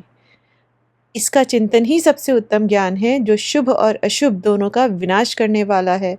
द्वादशाक्षर मंत्र करोड़ों जन्मों में कहीं किसी को उपलब्ध होता है और चातुर्मास में उसका स्मरण विशेष रूप से ब्रह्म की प्राप्ति कराने वाला तथा मनोवांछित वस्तु देने वाला होता है। इस अक्षर से प्रकट हुए मंत्र का जो मन, वाणी और क्रिया द्वारा आश्रय लेता है, उसका पुनर्जन्म नहीं होता। द्वादशाक्षर मंत्र के महात्म्य का सहस्रों जिह्वाओं द्वारा भी वर्णन नहीं किया जा सकता। संसार में इसका जप, ध्यान और स्तवन करने पर यह महामंत्र सभी मासों में पाप नाश करने वाला होता है, किंतु चातुर्य मास में तो इसका महत्व विशेष रूप से बढ़ जाता है। इस मंत्र के चिंतन मात्र से मनुष्यों को मनचाही सिद्धि प्राप्त हो जाती है और इसके जप से सनातन मोक्ष प्राप्त होता है। तो देखिए, भगवान शिव ये भगवान विष्णु के मंत्र के बारे में आपको बता रहे हैं और ये स्कंद पुराण से आ रहा है। कहते हैं, राम इस 2 अक्षर के नाम का जप सब पापों का नाश करने वाला है। मनुष्य चलते, खड़े होते और सोते समय भी श्री राम नाम का कीर्तन करके इस लोक में सुख पाता है, अंत में भगवान विष्णु का पार्षद होता है। राम यह 2 अक्षरों का मंत्र कोटिशः मंत्रों से बढ़कर है। यह सभी संकर जातियों के पाप का नाशक बताया गया है और चातुर्य मास प्राप्त होने पर तो यह राम मंत्र अनंत फल देने वाला होता है। इस भूतल पर मतलब पृथ्वी पर राम नाम से बढ़कर कोई पाठ नहीं है। जो राम नाम की शरण ले चुके हैं, उन्हें कभी यमलोक की यातना नहीं भोगनी पड़ती। जो विघ्न कारक दोष हैं, सब राम नाम का उच्चारण करने मात्र से नष्ट हो जाते हैं और राम यह मंत्रराज भय तथा व्याधियों का नाश करने वाला होता है, युद्ध में विजय देने वाला तथा समस्त कार्यों एवं मनोरथों को सिद्ध करने वाला होता है। राम नाम को संपूर्ण तीर्थों का फल कहा गया है और देवता भी राम नाम के गुण गाते हैं। फिर आगे कहते हैं भगवान शिव, इसलिए पार्वती तुम भी सदा राम नाम का जप करो। जो राम नाम का जप करता है वह सब पापों से मुक्त हो जाता है। राम नाम से ही सहस्त्र नामों का पुण्य होता है। ये भगवान श्री राम संपूर्ण जगत को अपने तेज से व्याप्त करके स्थित हैं और सब मनुष्यों में अंतरात्मा रूप से रहकर उनके पूर्व जन्मों पार्जित स्थूल एवं सूक्ष्म पापों को क्षण भर में भस्म करके उन्हें पवित्र कर देते हैं। भगवान राम, अगर मेरी जो यात्रा शुरू हुई थी वो रामचरितमानस और दुर्गा सप्तशती से शुरू हुई थी। अगर आप वसंत नवरात्र को भी देखें, इस पूरे समय को भी देखें, तो इसमें एक तरफ भगवान राम है, फिर एक तरफ भगवती हैं। ये वो समय है। अगर आप भगवती की साधना आराधना भी कर रहे हैं, अगर आप दिन में एक बार भी बैठकर ओम नमो भगवते वासुदेवाय नमः इस मंत्र का अगर आप एक माला जप करते हैं, या मन में भगवान राम राम राम राम राम, या फिर भगवान राम की रामचरितमानस की चौपाइयों को ही सुनना शुरू करते हैं, आप देखेंगे कि आपकी शक्ति बहुत बैलेंस्ड हो रही है। क्योंकि एक तरफ जो आपके स्थूल और सूक्ष्म पाप थे उनका क्षय हो रहा है और एक तरफ आप शक्ति को जागृत कर रहे हैं। तो कम से कम शक्ति आपको फिर ये नहीं देख रही है कि आप शुद्ध हैं या अशुद्ध, क्योंकि आप शुद्ध ही हो रहे हैं राम नाम का जप कर कर, या जिसका आपका मन करता है। लेकिन आप हमेशा उग्र साधनाओं को अपनी सौम्य साधनाओं से बैलेंस करिए। एक तरफ आप वो सब साधनाएं करिए जो आपके सूक्ष्म और स्थूल पाप को भस्म करती हैं, और ये आपको अपने जीवन को देख के समझ में आएगा। आप अगर आपके जीवन में शांति है, सुख है, तो इसका मतलब आपका प्रारब्ध फिर भी ठीक चल रहा है। उसके साथ साथ अगर समृद्धि भी बहुत ज़्यादा है, सब कुछ है जो आपको चाहिए, सबसे ज़रूरी होता है सुख और शांति। क्योंकि सिर्फ समृद्धि इस चीज़ का पैमाना नहीं होती है कि आपके पापों का क्षय हो चुका है। हो सकता है आपके पास सब कुछ हो, आपके पास शांति ही नहीं है, आपके जीवन में भगवान ही नहीं है। तो इसको किस तरह से लेंगे आप? इसीलिए ये जो सौम्य साधनाएँ हैं, भगवान राम का नाम लेना, भगवान विष्णु के बहुत सारे मंत्र हैं, उनका करना, नमः शिवाय इनका पाठ करना, भगवान शिव के, भगवान सूर्य के, ये जो हैं भगवान शिव और भगवान विष्णु, ये पापों का नाश करने वाले बताए गए हैं। शक्ति वहीं थोड़ा प्रचंड हैं, सिखाएँगी पहले आपको, ठीक करेंगी आपका वातावरण। तो इसीलिए भगवान राम के मंत्र को तारक मंत्र कहा गया है, क्योंकि ये तारता है आपको, जीवन से पार लगाता है। और वहीं पे अगर आप अब देखें, भगवती तारा को क्या बोला जाता है? भगवती तारा को भी तारने वाली बोला जाता है, जो जीवन से आपको पार लगाती हैं। उनको किसकी शक्ति बताया गया है हमारे तंत्र शास्त्र में? भगवान राम की शक्ति बताया गया है। उनकी जयंती भी उसी दिन पड़ती है। तो यहाँ पे कुछ थोड़ा-सा सोचिए। और यहाँ पे एक और बहुत ही सुंदर चीज़ है जो मैंने पढ़ी थी, मैं आपको बताती हूँ। तो ये वाली कथा आपको भविष्य पुराण में मिलेगी। तो हुआ क्या कि रावण ने भगवान शंकर की तपस्या की। तपस्या करना शुरू कर दिया उसने। और तब अहंकार देवता भगवान रुद्र प्रसन्न होकर, जैसे कुबेर के मित्र थे वैसे ही वे रावण के भी मित्र हो गए। बेसिकली उसको अपना आशीर्वाद दे दिया और एक-एक सिर से करोड़ों सिर उत्पन्न होने का उसको वरदान भी दे दिया। देवाधिदेव के प्रसाद से, मतलब महादेव के प्रसाद से, उसका जो शरीर था वो वज्र जैसा हो गया। इस प्रकार वह रावण वरदान के कारण भयंकर बली और उद्दंड हो गया। अब रावण राक्षस क्या करते थे? ये लोग मेहनत करके, खूब तपस्या करके वरदान लेते थे, फिर उपद्रवी बन जाते थे और सबको परेशान करना शुरू करते थे। उस राक्षस के द्वारा फिर संपूर्ण विश्व दुख से संतप्त हो गया और यज्ञ के अभाव में सभी देवता प्राणी भूखे रहने लग गए। फिर ब्रह्मा जी को आगे कर क्षीरसागर में जाकर दुखी सभी देवताओं ने एकत्र हो परमेश्वर को स्तुतियों से संतुष्ट किया। तब सगुण निर्गुण हरि ने प्रसन्न होकर देवताओं से कहा, देवगणों, मेरी आज्ञा से आप लोग सनातनी विष्णु माया की यहाँ पे बात कर रहे हैं हम लोग, भगवती की, तो विष्णु माया की शरण में जाकर जगत के कल्याण के लिए प्रार्थना करें। अब बहुत इंटरेस्टिंग, आगे सुनिएगा। यह सुनकर देवताओं ने परा प्रकृति, विष्णु माया प्रकृति ही है, आदि शक्ति, तो ये सब सुनकर देवताओं ने परा प्रकृति को स्तुतियों से संतुष्ट किया। ब्रह्म ज्योतिर्मयी शिवा देवी ने प्रसन्न होकर अपने शरीर को 2 रूपों में विभक्त किया और सीता राम के रूप में पृथ्वी पर आई। परा प्रकृति सीता मंगलदायिनी हुई। जगत कारण भूता वे सीता भूमि से उत्पन्न हुई, अयोनिजा होने पर भी वे सबकी माता हैं। सहस्त्र राम नाम के जप के समान सीता के एक बार नाम लेने का फल जानना चाहिए। ये भविष्य पुराण में लिखा है, मैं आपको फिर से पढ़ के बताती हूँ। सहस्त्र राम नाम के जप के समान सीता के एक बार नाम लेने का फल जानना चाहिए। सीता भगवान राम की शक्ति ही है, लेकिन शक्ति हमेशा ज़्यादा ऊर्जावान होती है। तो एक राम नाम को सहस्त्र विष्णु नाम के बराबर बताया गया है और सहस्त्र राम नाम के जप को भगवती सीता के एक बार नाम लेने के बराबर बताया गया है। और अगर आप कर रहे हैं राम सिया राम जय जय राम, तो आप सोचिए, आप एक बार भी नवरात्र में बस एक बार भी ये सब चौपाइयाँ सुन लीजिएगा। उसके साथ साथ आप अपनी शक्ति साधना में लगे रहिए।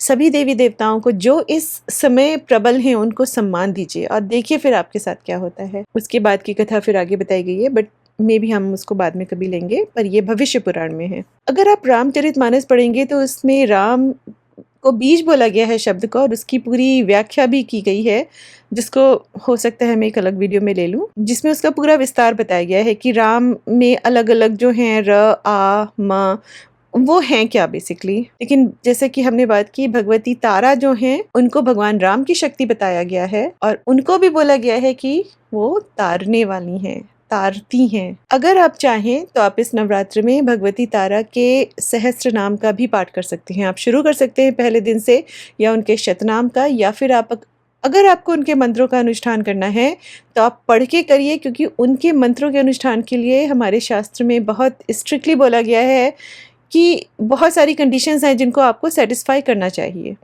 आप उनको देखिए, शास्त्र सारे बताए गए हैं कि कौन कौन से हैं, कहाँ कहाँ से आप पढ़ सकते हैं। अगर आपको सच में एक अंदर से पुल आ रहा है तो मुझे नहीं लगता कि एक दिन से आपको ज़्यादा लगेगा वो पूरा विधान अपने सामने लिखने का और फिर 1-2 दिन उसको प्रैक्टिस करने का और नवरात्र से शुरू कर देने का, कि आप उस अनुष्ठान को भगवती तारा के शुरू कर सकें। भगवती तारा के मंत्रों के अनुष्ठान में कुछ एक न्यास हैं जिनका बहुत महत्व बताया जाता है। उनका एकाक्षरी मंत्र है, उस पे हमने पूरा वीडियो बनाया है एक्चुअली। उनका एकाक्षरी मंत्र क्या है, फिर उनके और मंत्र क्या हैं, मंत्रों के भेद क्या हैं, किस तरह के न्यास की बहुत ज़्यादा ज़रूरत होती है। देखिए, अगर आप इतनी शक्तिशाली शक्तियों की, अब हमने देखा इवन भगवती सीता के लिए बोला गया है कि उनका एक नाम सहस्र नाम राम नाम के बराबर है। यहाँ पे हम अगर भक्त जो भी शक्ति आ जाएँगी, जहाँ पे भी शक्ति आ गई, जो हमारी देवियाँ हैं, शक्ति का कोई भी फॉर्म प्रचंड शक्तिशाली होता है और एनर्जी फॉर्म में डिफरेंस होता है। पुरुष शक्ति में और स्त्री शक्ति में आप हमेशा देखेंगे एनर्जी जो फॉर्म होगी वो एक अलग तरह की होगी ऊर्जा। अगर आप महाविद्या की साधना कर रहे हैं तो बहुत ज़रूरी है कि आप उनकी साधना को, अगर पुरुष चरण कर रहे हैं तो उससे पहले आप न्यास, ध्यान, आवरण पूजा ये सब समझ कर करें। अपने विधान आप एक-एक पेज को भी आप 1 दिन ले लेंगे, मान लीजिए 3 पेज का या 4 पेज का विधान है पूरा, मेरु तंत्र में या फिर को मंत्र महोदधि में या मंत्र महारणम में, और उसके बाद आप एक-एक पेज पे भी एक-एक दिन बैठ के काम करेंगे। आप 5वें दिन तक उस मंत्र के साथ इतना सेट हो जाएँगे, वो मंत्र आपके अंदर बस जाएगा। फिर वो आपके अंदर से निकलेगा नहीं। तो ये भी एक तरीका होता है मंत्र से जुड़ने का। मंत्र से जुड़ना मतलब आप भगवती की शक्ति से जुड़ रहे हैं। अगर आपको सच में आपको ऐसा लग रहा है कि हाँ, मुझे करना है क्योंकि मेरे अंदर से आवाज़ आ रही है कि मुझे करना है, तो फिर आप उठिए, बैठिए, संसार को एक तरफ रखिए, अपना पेपर लीजिए, पेन लीजिए, जो भी जिस तरह से आपको लिखना है, आप अपना विधान बनाना शुरू करिए। यही होती है तपस्या। और कुछ नहीं होता है। चलिए, तो इस वीडियो में इतना ही। हमने बहुत सारी चीज़ों के बारे में बात की, ज़्यादातर कहानियों के बारे में, लेकिन इस वीडियो के डिस्क्रिप्शन में मैं वो सब वीडियोज़ भी ऐड कर दूँगी कि दुर्गा सप्तशती का पाठ कैसे करें, या जो नियम होते हैं, संधि पूजा क्या होती है, संधि पूजा कब करनी चाहिए, और भी बहुत सारी चीज़ें हैं जो सारे वीडियोज़ में आपको मिल जाएगी। मेबी मैं एक और वीडियो बना दूँगी जिसमें मैं खाली प्रैक्टिकल पार्ट जो है नवरात्र का, कि क्या-क्या करें, कैसे-कैसे करें, कहाँ-कहाँ से देखें उसको, और मे बी नवार्ण मंत्र का एक लघु अनुष्ठान का पूरा विधान लिखकर, क्योंकि एक बड़ा अनुष्ठान आप पुरुष चरण कर सकते हैं, लेकिन आप एक लघु अनुष्ठान भी कर सकते हैं जिसमें सारे न्यास करने की ज़रूरत नहीं है, और वो सिर्फ एक माला आप अगर रोज़ करना चाहें तो उसके साथ आप 3 न्यास है जो आपको करने चाहिए। वो सब जो है डॉक्यूमेंट्स, वो छोटी-छोटी चीज़ें मैं बना के, हो सकता है एक अगला वीडियो फिर से एक पोस्ट कर दूँगी। और उसके साथ-साथ में भगवती दुर्गा के बहुत सारे जो स्वरूप हैं, उनके भेद हैं, जय दुर्गा हैं, शूलिनी दुर्गा हैं, वन दुर्गा हैं, उन सब के बारे में बात करना चाहती थी। प्रचंड शक्तिशाली मंत्र हैं ये। ये ग्रह बाधा आपकी ख़त्म कर देते हैं, दुर्गति का नाश, भगवती दुर्गा दुर्गति नाशिनी। तो अलग-अलग जो उनके प्रचंड शक्तिशाली स्वरूप हैं, अगर आप उनके मंत्रों का आप दिन में 1 माला भी करेंगे नवरात्र में, तो ये अलग-अलग उद्देश्य हैं, अलग-अलग चीज़ें हैं जो आपके जीवन में आप अपना होते हुए देखेंगे। मान लीजिए आप बहुत कुछ करना चाहते हैं लेकिन आपको लगता है ग्रह बाधा चल रही है। उन मंत्रों का जप करिए जो ग्रह बाधा को दूर करते हैं। अब भगवती दुर्गा, भगवती कालिका से ऊपर कौन है? कोई नहीं है। उन्हीं के अंडर सारे ग्रह नक्षत्र हैं। उनका आप जाप करिए, उनको साधिए और अपने आप अपने दिमाग को ट्रेन करिए कि वो मंत्र को बोले। फिर उसके बाद देखिए कि आपके जीवन में कैसे परिवर्तन होते हैं। तो चलिए, मिलते हैं अगले वीडियो में। आप सबको आने वाली चैत्र नवरात्रि की बहुत सारी शुभकामनाएँ। प्लीज़ ज़रूर कुछ करिएगा, और अगर किसी को थोड़ा-सा भी सपोर्ट चाहिए कि व्रत रखना है, उसको कोई चीयर लीडर चाहिए या कोई ऐसा चाहिए कि हाँ, जो उसको रोज़ बोल सके, हाँ, आज का दिन कर लिया, very good, now ready for the next day. I am telling you, I am here. मैं रोज़ I can set up something कि मैं रोज़ चीयरिंग करने के लिए आ जाऊँ, कुछ बताने के लिए आ जाऊँ, बट इट्स वेरी इंपॉर्टेंट कि हम सभी लोग इस शक्ति को अपने भीतर और अपने आसपास प्रवाहित होते हुए देखें। अपने आप को ऐसा बनाने की शक्ति खुद हमसे बोले कि हाँ बेटा, अब मैं तैयार हूँ, मैं आती हूँ, तू वहीं बैठ। अब फिर देखिए, आप कुछ ऐसा है ही नहीं है संभव जो आप कर ना सकें, लेकिन अपने उद्देश्य को बड़ा बनाइए। चलिए, मिलते हैं अगले वीडियो में। नमश्चंडिकाय।